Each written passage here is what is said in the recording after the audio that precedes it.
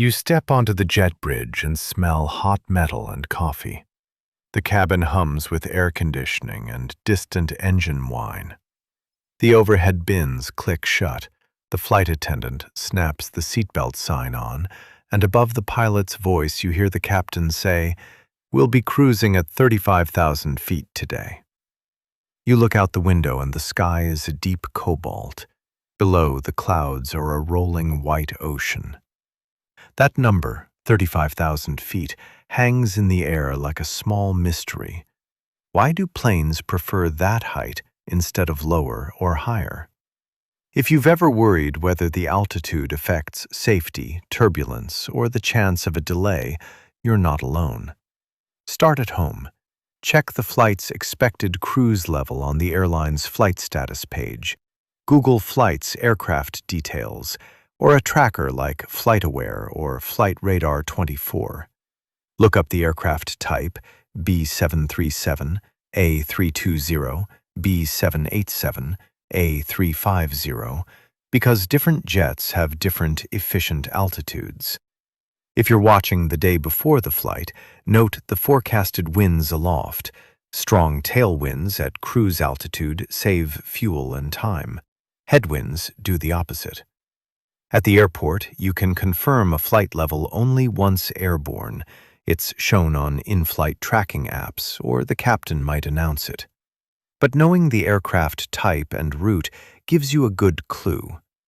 Here's the practical logic pilots and dispatchers use. Bigger jets climb because thinner air at high altitude reduces drag on the aircraft and lets jet engines run more efficiently. Less drag means the aircraft needs less fuel to maintain speed. Meanwhile, the atmosphere has layers of wind. At certain heights, you can catch powerful tailwinds, jet streams, that shave an hour or more from a transcontinental trip. Air traffic control routes traffic in blocks of altitude. The system assigns a flight level that fits the airplane's performance, fuel plan, and traffic flow. Think of it like driving a car on a highway versus city streets. At high speed on the highway, you burn less fuel per mile than in stop-and-go traffic, and you can choose a lane where other cars flow at the same speed. Climb too high, and the car's engine suffers. Stay too low, and you fight resistance and slower traffic. The airplane's highway is the cruise altitude where engines, wings, wind, and traffic all balance to give the best economy and time. How big are the savings?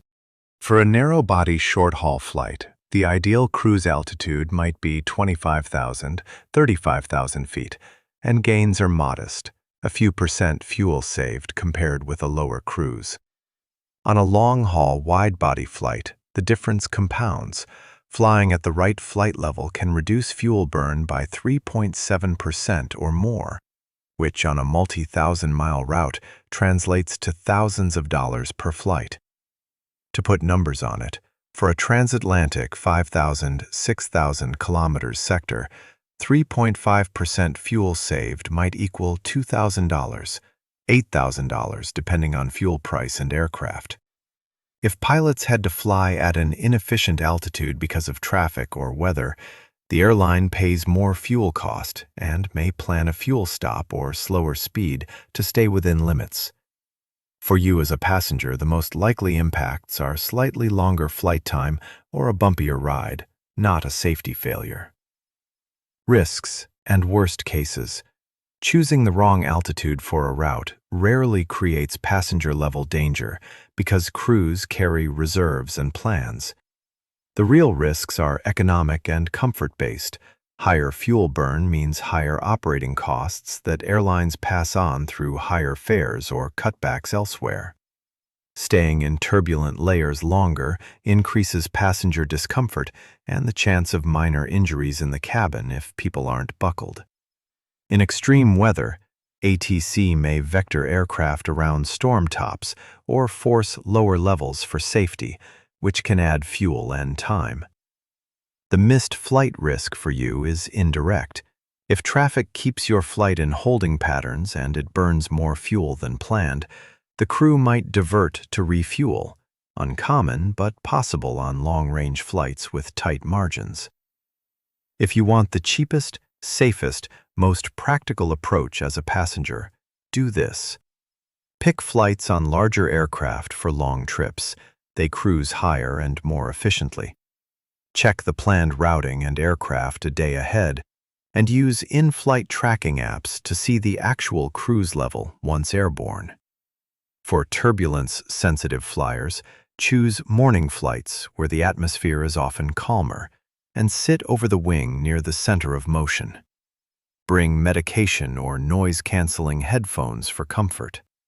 Also, allow buffer time when booking connections.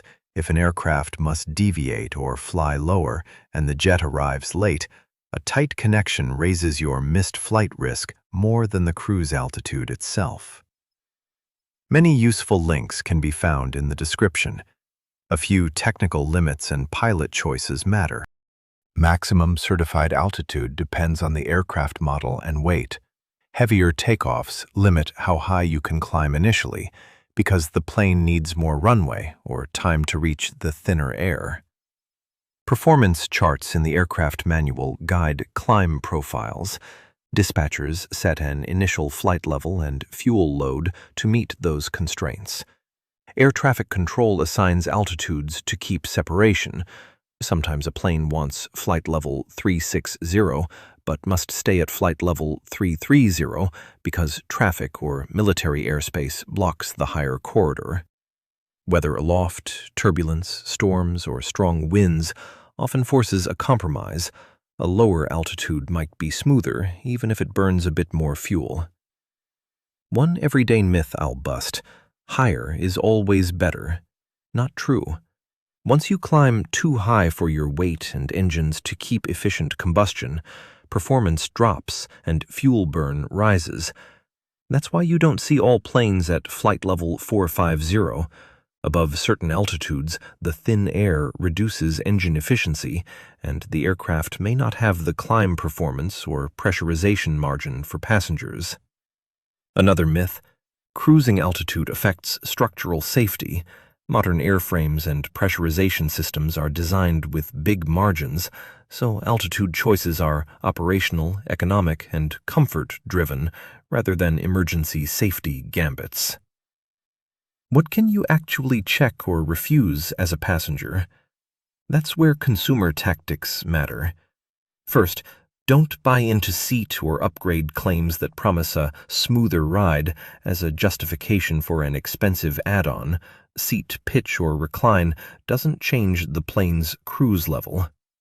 Second, when you book, expand the fare breakdown. Some sites present a low base fare but add carrier-imposed surcharges, fuel-related fees, or facility charges at checkout. Those are real, and they inflate the advertised price. Always compare the total price with taxes and surcharges included before you click Pay.